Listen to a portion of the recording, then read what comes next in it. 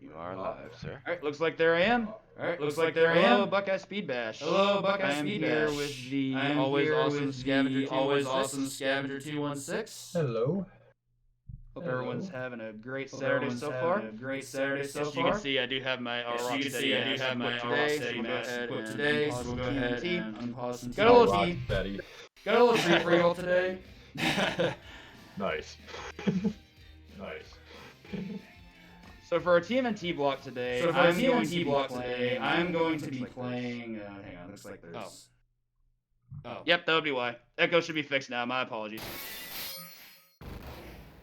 That's me. I just set up a new mic today and forgot to turn it off in OBS, so that's where I had to test it. My apologies. Should be good now. Scav, once again, thanks for being here. So for our TMNT block today, this was originally a plan that Scav and I had set up back as like AGDQ when we first discussed it. He's going to be commentating my run, just like he did for AGDQ 2020 earlier this year, and I'm going to be commentating his run of TMNT 2 for the FC. So they're pretty close to the same game, but not quite. We're willing to take about an hour of your time to showcase the differences because both games are really good, despite the fact that they're not exactly the same. But for me, I'm going to go ahead and put my quarter in and select Scav's favorite turtle, Donatello, in honor of him. Actually, that's sort of in honor of him, but Donatello actually is the best character in the game in the sense that he's the only good character in this game. So once I choose him, that'll be time at 3, 2, 1, go. Alright, so our story starts out like basically any episode of the show. April's apartment building is on fire, and we don't know how it happened, but we gotta go rescue her because we're the turtles. Donatello's just going to come in and just cut down every single enemy he sees.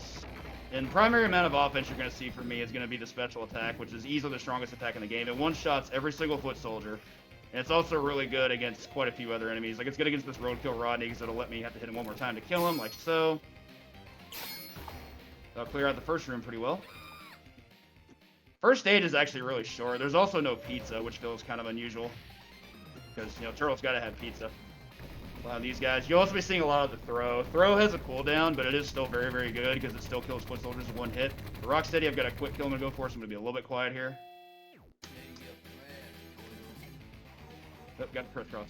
We can fix this, though. Nice. Got bad positioning there. Recovery. It was good. I've had him knocked out of the corners sometimes, and that really comes down to the positioning on how you hit him. If you knock him into like the top pixel range, the top like 3 or 4 pixels, then you have to adjust. And it generally works out pretty well. Oh, I didn't want to back attack there.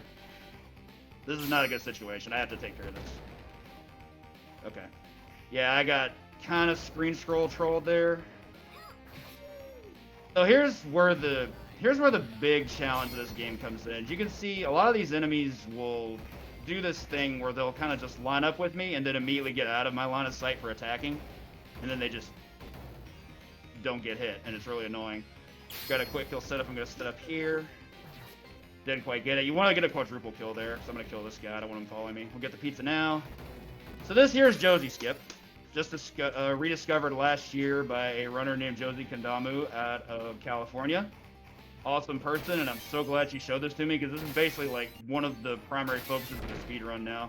Just hold diagonal, attack your way through the building, and you warp your way right to the boss. Really, really good. I have to take care of this, though. This foot soldier spawning is a big troll. Okay, yeah, that's what I thought.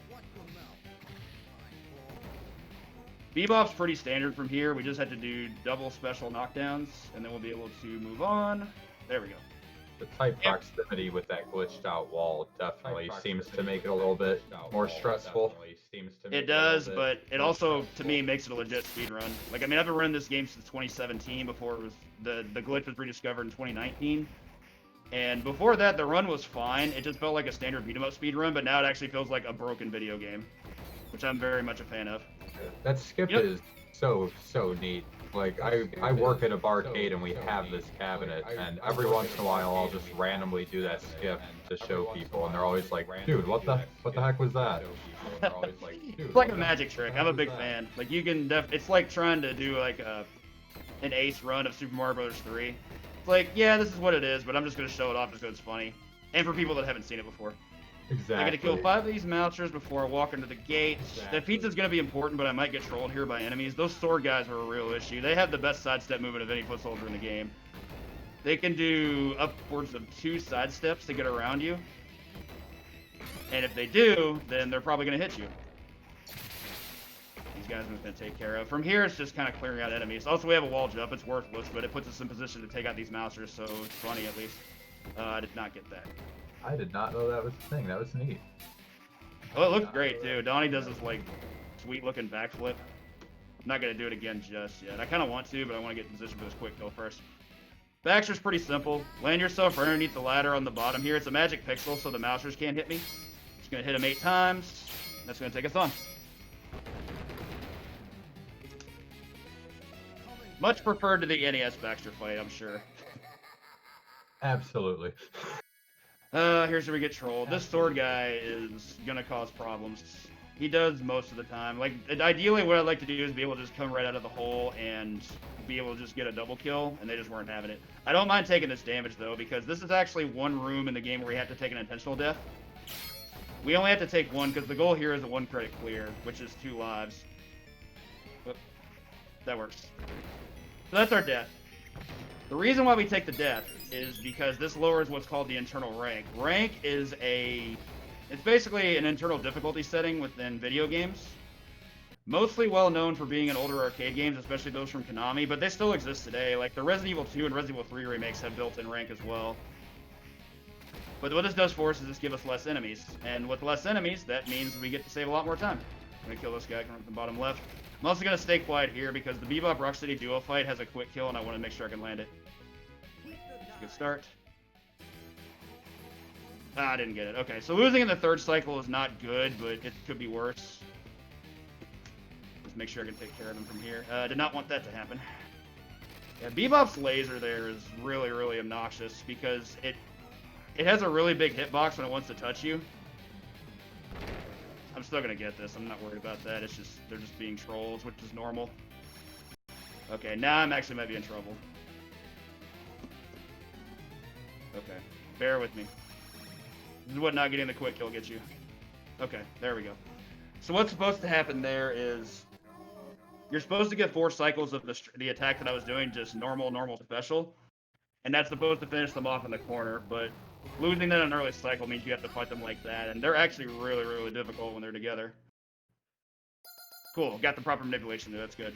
Got all of it, cool. Lots of good double kills there. One thing I try to do at the start of this stage is hit an enemy with a normal attack to try to get his friend to just try to come and assist him, and I got it all 3 times there, and that's not common, so that's actually really cool. Walk up and kill this guy. Roadkill Rodneys, we've seen them already a little bit, but the thing to know about them is 2 dive kicks take them out, so you just manipulate them into that. Manipulate them into that, sorry. This one I think I can get another twice. Messed the positioning up. No big deal, though. Take out some of these hammer duders. Here we're just going to be cutting down enemies, because they're in my way. Take this pizza. That's bad. Wow, that's really bad. Didn't expect that at all. Alright, I had to safety that real quick. That actually could be a problem because that will make the next stage a little bit more difficult because we're not going to get a health refill after this stage. You only get a health refill at the start of what's called a scene. So you get at the start of course at the start of stage 1, but that's not really a health refill. Okay, I got a bad pattern there. I got 2 more spawns. Normally I'd try to hit the tire here, but I'm going to ride it instead. The fastest strat there is to do a special to hit the tire back at the foot soldier, then hit it, and it's a 1-hit kill. But the downside is if I miss it, I take 7 damage. It's the most damaging thing in the game, which means that 7 damage would have killed me, and I'm trying to stay alive here. For the skateboard stage, for arcade, you can stay on the top pixel like I'm doing now, and you're completely safe from machine gun fire from helicopters. It's a really useful trick. I think I discovered that back in 2017. I hadn't seen anybody else do it, so I just decided to keep it.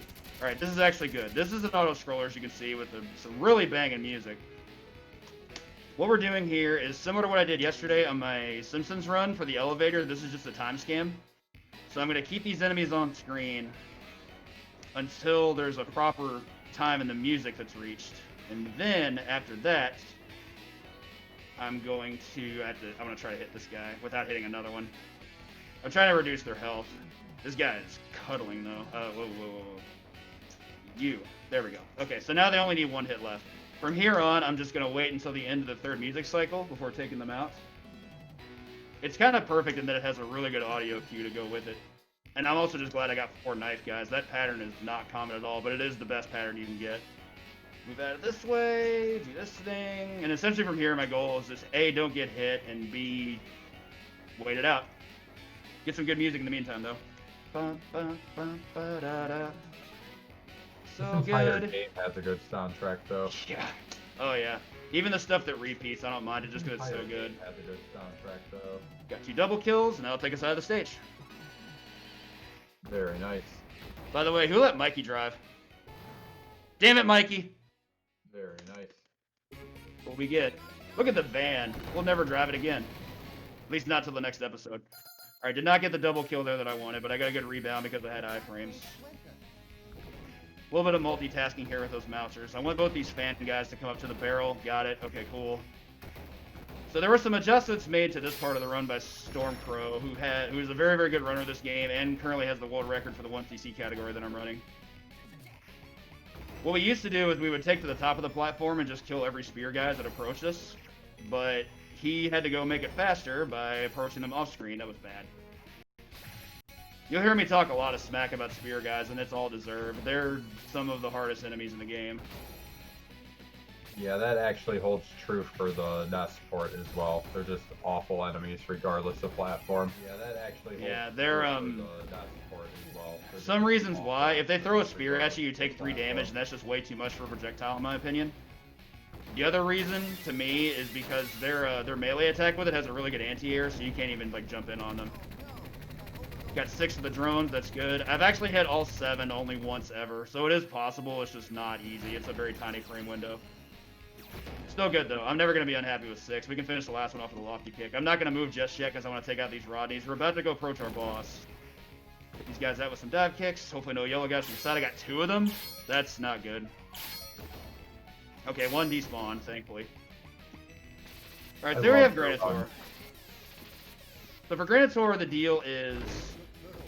Honestly, from a 1TC standpoint, I think this is one of the easier boss fights in the game. As long as you're not trying to go fast. Whereas me, I'm trying to speedrun this game, and therefore, making sure you get consistent hits on this guy is really, really difficult because his hitbox just really doesn't make any sense to me. Like, look at him. He's got these epic armor level shoulders. Look at those shoulders. Like, they're huge. They're like skyscrapers attached to his head. But his hitbox is not on his shoulders. His hitbox is on his waist. His waist is like 2 inches around. Luckily, I did have a fairly good fight there, but that's not common. Most of the time, I'll like try to swing, and the hitbox is just like, nah, son, and he hits me first instead. So I had to get a little bit of pizza for safety, but that was mostly just because of the damage I took prior to that. So we rescued Splinter, and now we're on our way to the finale in the Technodrome. Also, incoming banger alert.